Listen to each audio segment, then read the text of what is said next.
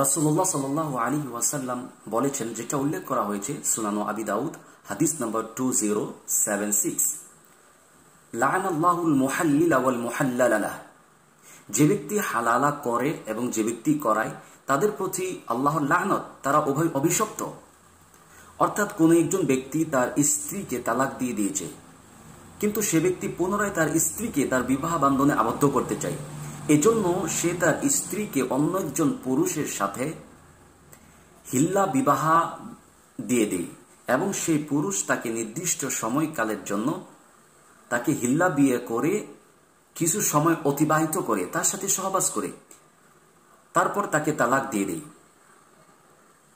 তারপর পুনরায় প্রথম স্বামী সেই স্ত্রীকে বিয়ে করে। এই ধরনের কাজ যারা করে এবং করায় তারা উভয় অভিশপ্ত, তাদের প্রতি আল্লাহর লানত। আল্লাহ পাক আমাদের